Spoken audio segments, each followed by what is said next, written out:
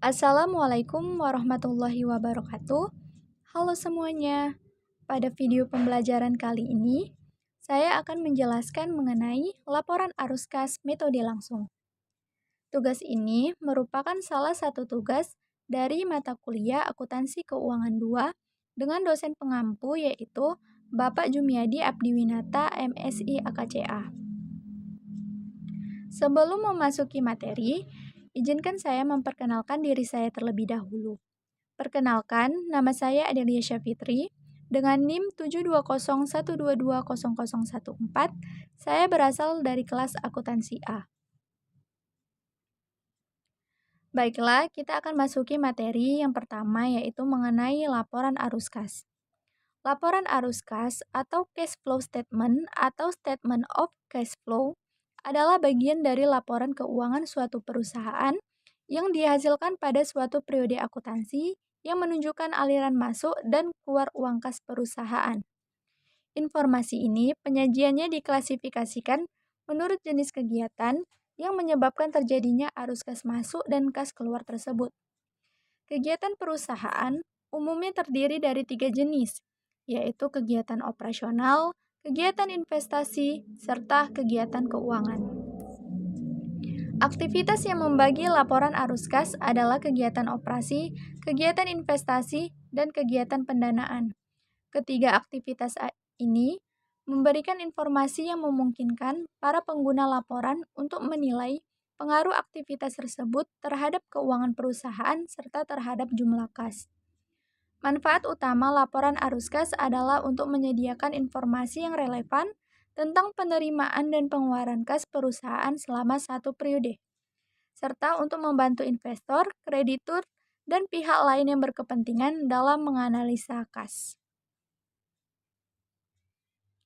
Selanjutnya, menurut Financial Accounting Standard Board, informasi yang diberikan dalam suatu laporan kas jika digunakan dengan pengungkapan yang berkaitan dan laporan keuangan lainnya harus membantu investor, kreditor, dan pihak lainnya untuk yang pertama, menilai kemampuan perusahaan dalam menghasilkan arus kas bersih masa depan. Yang kedua, menilai kemampuan perusahaan dalam memenuhi kewajibannya, kemampuan membayar dividen, dan kebutuhan untuk pendanaan eksternal. Yang ketiga, menilai alasan perbedaan antara laba bersih dibanding penerimaan serta pengeluaran kas yang berkaitan. Yang keempat, menilai pengaruh transaksi investasi dan pendanaan baik kas maupun non-kas terhadap posisi keuangan suatu perusahaan selama satu periode tertentu. Selanjutnya ada klasifikasi arus kas. Yang pertama berasal dari aktivitas operasi, yaitu merupakan aktivitas penghasil utama pendapatan entitas.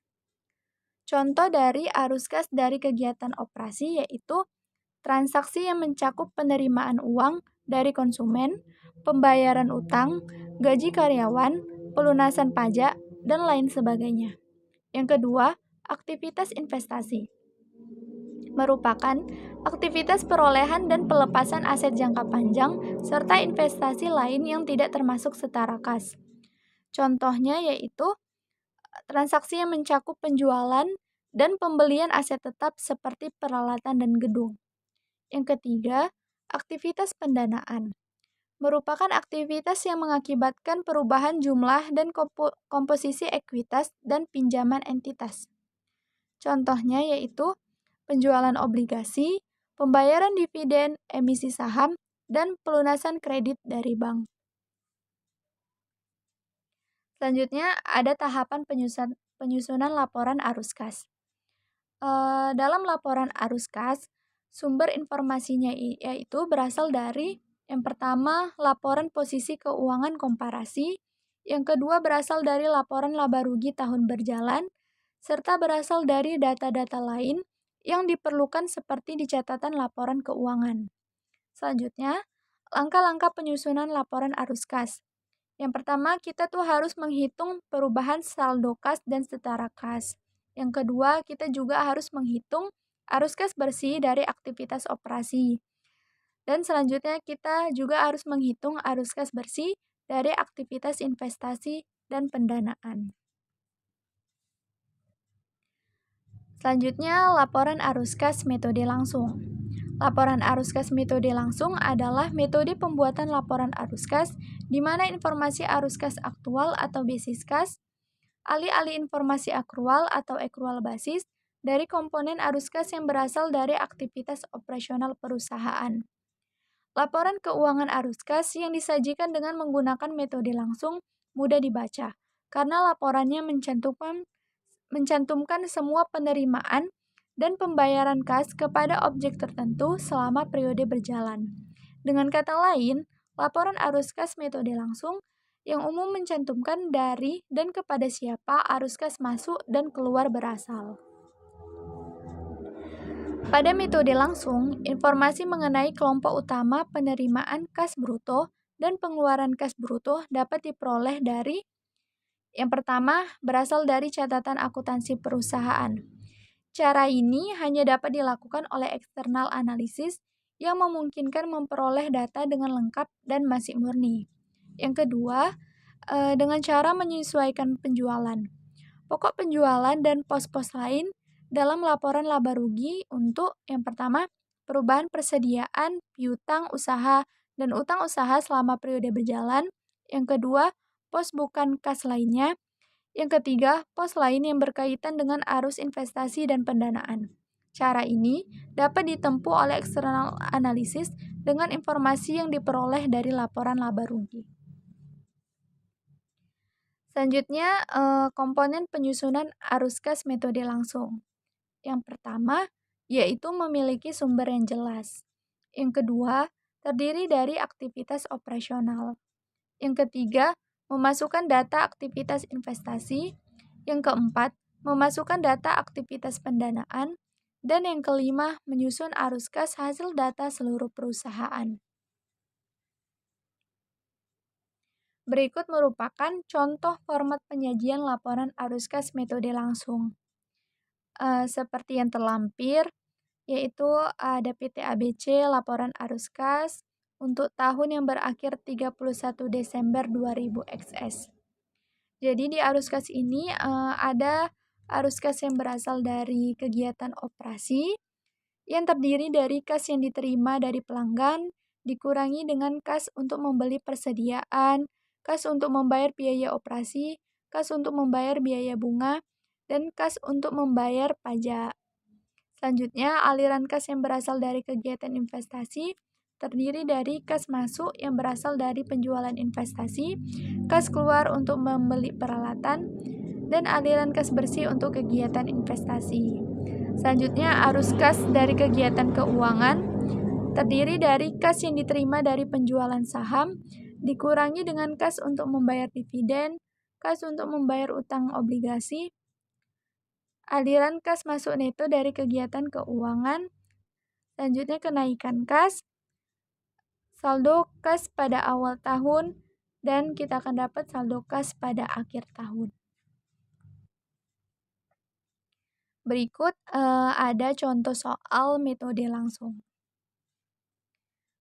Di sini terdapat laporan keuangan neraca komparatif dari PT ABC pada tahun 2018-2019. Jadi di sini ada total aktiva pada tahun 2018 yaitu sebesar 172 juta dan total aktiva pada tahun 2019 yaitu sebesar 169 juta.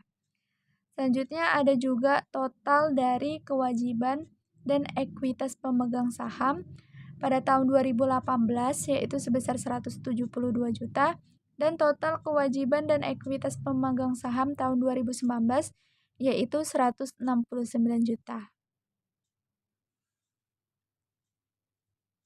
Di sini juga terlampir laporan laba rugi PT ABC pada 31 Desember 2018 dengan laba bersih sebesar 18 juta.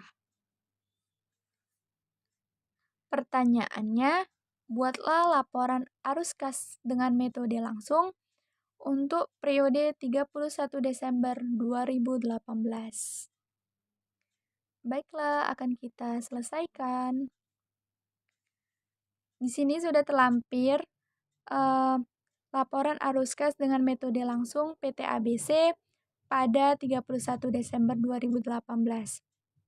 Jadi yang pertama, kita harus masukkan arus kas yang berasal dari kegiatan operasi.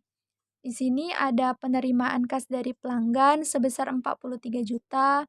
Selanjutnya pembayaran kas pada pemasok dan karyawan dikurangi sebesar 12 juta. Selanjutnya pembayaran bunga berkurang 6 juta.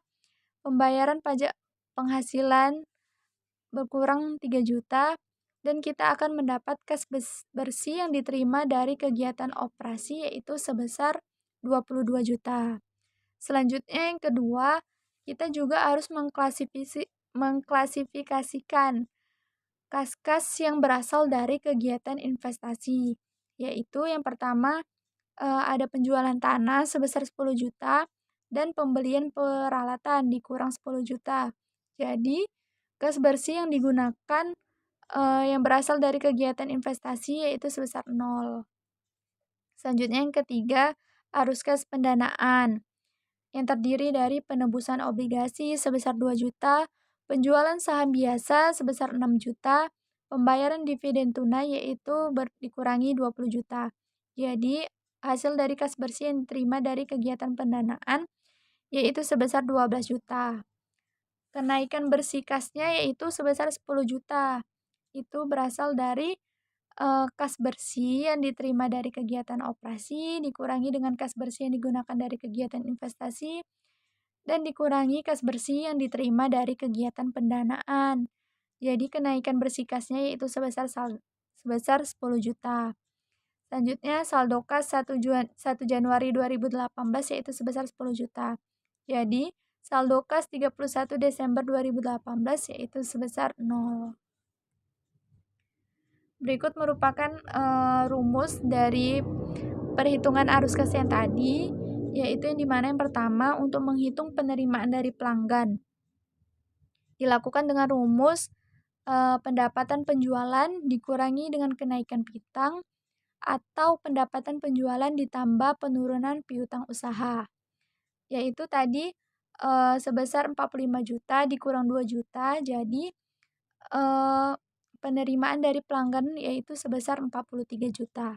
Yang kedua, untuk menghitung pembayaran kas kepada pemasok dan karyawan. Dihitung dengan cara menjumlahkan harga pokok penjualan ditambah beban operasi, ditambah jumlah penyusutan dikurang kenaikan persediaan, ditambah penurunan beban dibayar muka, dan dikurangi dengan penurunan hutang usaha. Jadi, sama dengan 10 juta ditambah 8 juta dikurang 10 juta dikurang 2 juta ditambah 1 juta dikurang 3 juta. Jadi hasil dari pembayaran kas kepada pemasok dan karyawan yaitu sebesar 12 juta. Yang ketiga, untuk menghitung pembayaran dividen tunai, yaitu dengan mengurangkan kenaikan ROE dikurang laba bersih atau penurunan ROE ditambah laba bersih. Jadi 18.000 dikurangi dengan minus 2 juta. Jadi hasilnya yaitu 20 juta. Baiklah, sekian video pembelajaran dari saya. Saya mohon maaf apabila ada salah-salah kata. Terima kasih. Wassalamualaikum warahmatullahi wabarakatuh.